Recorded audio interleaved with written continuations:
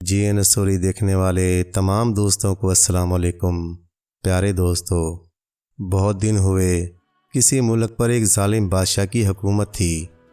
वो अपनी रियाया पर बहुत जुल्म करता था, इसलिए उसकी रियाया उससे हमेशा नाखुश रहती थी। बादशाह के घर कोई औलाद न थी। लोग कहते थे कि उसे रियाया की बद्दुआ लग गई है। बादशाह के बरक्स उसकी मलका बहुत रहमदिल थी। वो औलाद के लिए रो रो कर दुआएं मांगती, लेकिन अल्लाह ताला उसकी कोई दुआ पूरी ना करता। एक रोज़ उसे ख्वाब में एक बुज़ुर्ग दिखाई दिए। उन्होंने सफ़ेद रंग का चूगा पहना हुआ था और इनके सर और दाढ़ी के बाल भी दूध की तरह सफ़ेद थे।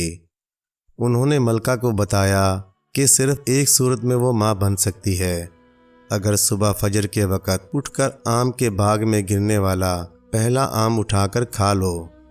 ये कहकर बुजुर्ग गायब हो गए और मलका की आंख खुल गई।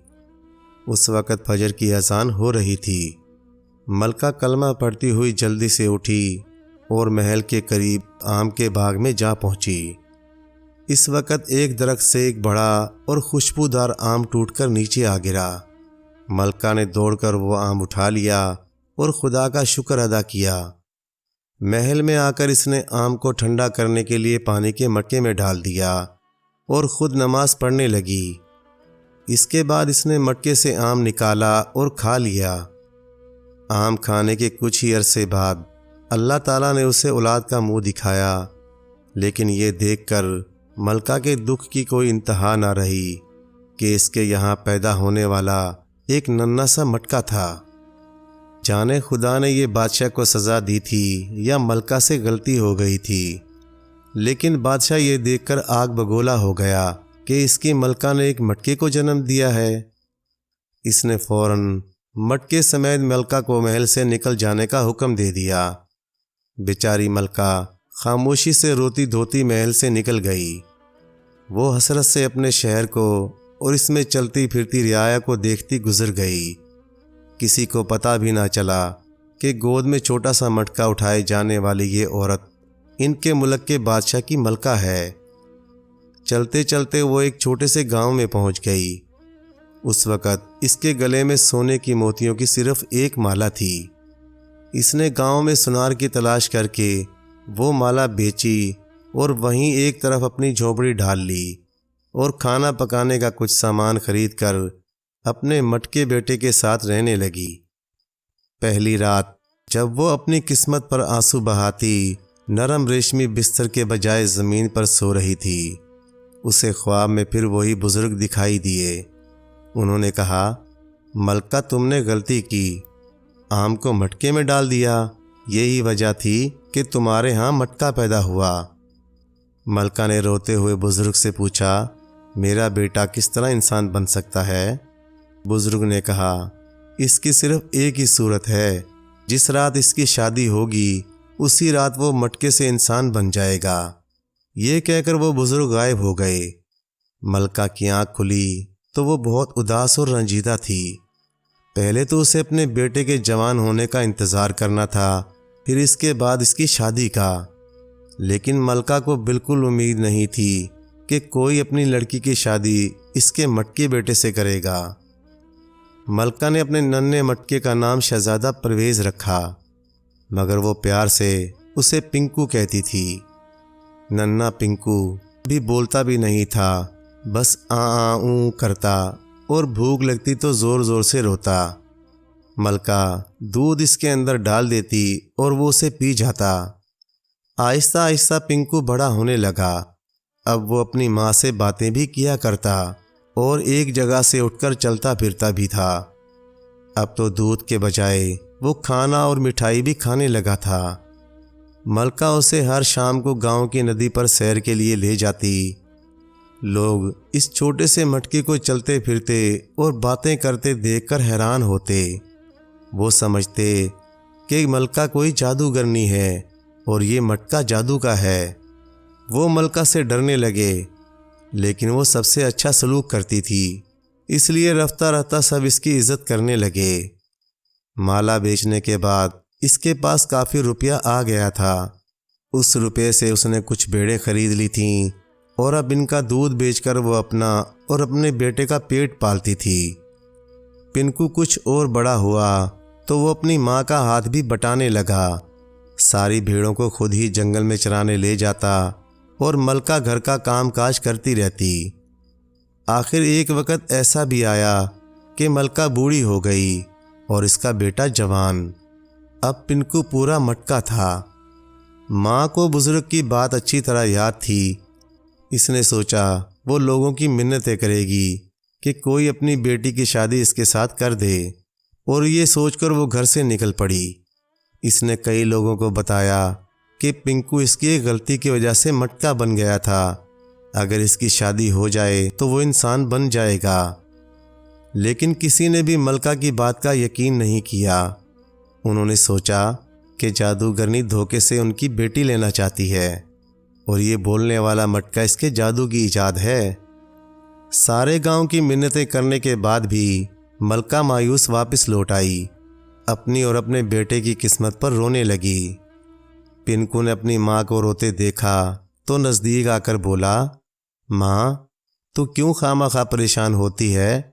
मेरे लिए लोगों की मिन्नतें मत करो, मैं तो अपनी पसंद की शादी करूँगा। मलका को अपने बेटे की नादानी और भोलेपन पर हंसी आ गई, लेकिन ये हकीकत थी कि पिंकू अपने गांव की एक लड़की चंपा को पसंद करता था। वो बेचारी यतीम लड़की थी और अपने चचा चाची के पास रहती थी। इसकी चाची सारा दिन उससे काम करवाती, पानी भरवाती, मगर हमेशा खाने को मोटा छोटा और पहनने को फटा पुराना देती। लेकिन इसके बावजूद चंपा का हुस्न खूब निखर रहा था। वो जब नदी पर पानी भरने जाती, पिंकू भी वहां पहुंच जाता। अकेले में वो नदी के किनारे पर बैठकर अपनी किस्मत पर रोती तो पिंकू उसे दिलासा देता और समझाता। चंपा हमेशा अपना दुख पिंकू से कहा करती थी, लेकिन पिंकू जानता था दूसरे लोगों की तरह चंपा के चाचा चाची भी इसकी माँ से शादी के लिए साफ इनकार कर देंगे। चंपा के चाचा बहुत लालची थे, इसलिए पिंकू ने सोच रखा था कि जब इनके पास बहुत सारा रुपया होगा तो वो अपनी माँ से कहकर उसी रुपये के बदले इनसे चंपा को ले लेंगे। इस तरह वो बड़ी खुशी से राज़ी हो जाएंगे। ये सोचकर पिंकू ने भेड़ों के दूध से रुपया बचाकर जमा कर रखा था। एक रोज़ अचानक ही उन्हें मालूम हुआ कि चंपा के चाचा ने शहर के एक बहुत बदसूरत और बूढ़े सौदागर से चंपा का रिश्ता तय कर दिया है, ताकि इसके बदले में उसे खूब सोना चांदी और हीरे जवाहरात मिल सकें। बेचारा पिंकू बहुत गमज़दा और उदास रहने लगा। चंपा की शादी का दिन भी आ गया। उसकी ससुराल से बहुत औरतें औरतें आई थीं। शादी से पहले उन्होंने चंपा को दुल्हन बनाने के लिए सुर्ख कपड़े और बहुत सारा जेवर साथ लिया और उसे लेकर गांव की नदी पर आ गईं, ताकि उसे नहला धुलाकर दुल्हन बना सकें। पिंकू इनके साथ साथ नदी पर पहुंच गया। वो रोती हुई चंपा को देख रहा था और उदास था, लेकिन कुछ कर भी नहीं सकता था। कुछ औरतों ने चंपा के पुराने कपड़े उतारे और उसे नदी में नहलाने लगीं। दूसरी औरतों ने वो पुराने कपड़े पानी में बहा दिए और सुर्ख रंग के कीमती कपड़े और जेवर बाहर निकाल लिया, क्योंकि वो सब मिलकर चंपा को नहला रही थीं। उसी दौरान एक औरत ने देखा कि नज़दीक ही एक खाली मटका रखा है, तो इसने कपड़े और जेवर इसके अंदर रख दिए। औरतें चंपा को नहलाने में मसरूफ़ थीं। पिंकू जल्दी जल्दी लुढ़कता हुआ अपने घर पहुंच गया और माँ से बोला, माँ, जल्दी से ये कपड़े और जेवर निकालो। माँ कुछ समझ ना सकी। इसने कपड़े और जेवर निकाल लिए और पिंकू फिर लुढ़कता हुआ नदी के किनारे जा खड़ा हुआ।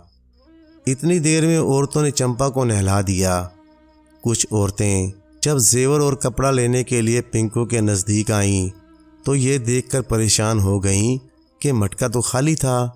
उन्होंने शोर मचा दिया कि चोर कपड़े और जेवर ले गए। चंपा के पुराने कपड़े चूँकि औरतों ने पानी में बहा दिए थे और नए कपड़े पिंकू घर छोड़ आया था, इसलिए औरतों ने जल्दी से चंपा को भी खाली मटके में बिठा दिया ताकि दूसरे कपड़े लाकर उसे पहनाए जा सकें। वो सब चोर को तलाश करने लगीं और पिंकू चुपके से चंपा को लेकर अपने घर आ गया। मलका रानी हैरानी से उसे देख रही थी। पिंकू बोला, माँ जल्दी से चंपा को निकाल और इसे दुल्हन बना दे। मलका खुशी से फूले न समाई। मलका ने जल्दी से चंपा को बाहर निकाल कर सुर्ख कपड़े और जेवर पहनाकर दुल्हन बना दिया। सारे गांव में चंपा के गायब होने का ऊधम मच गया, लेकिन किसी को भी खबर ना थी कि वो पिंकू के घर में है।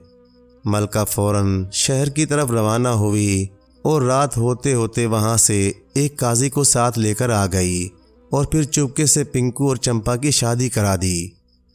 जैसे ही काजी अपने पैसे लेकर घर से बाहर निकला, मटका एकदम से एक खूबसूरत नौजवान में तब्दील हो गया। चंपा अपने सामने खूबसूरत शहजादे को देखकर शर्मा गई। सुबह होते ही मलका चंपा और शहजादा परवेज़ को लेकर शहर आई और अपने महल में जा पहुंची। बादशाह बहुत बूढ़ा और कमज़ोर हो चुका था और इस वक्त वो बिस्तर पर बीमार पड़ा था। मलका को देखते ही इसने रो रो कर अपने जुल्म की उससे माफ़ी मांगी। फिर जब मलका ने उसे सारी बात बताई और इसने अपने खूबसूरत शहजादे बेटे और नाजुक और हसीन सी बहू को देखा तो खुशी के मारे इसकी आंखों से आंसू बहने लगे। अगली सुबह बादशाह का इंतकाल हो गया और मुल्क की रियाया ने शहजादा परवेज़ को ताज पहना के बादशाह के तख्त पर बिठा दिया और वो सब मिलकर हंसी खुशी रहने लगे। प्यारे दोस्तों, कहानी अच्छी लगे तो लाइक करें, चैनल को सब्सक्राइब कर दें और मज़ीद इसी तरह की किस्से कहानियाँ देखने के लिए देखते रहें GN स्टोरी TV। शुक्रिया।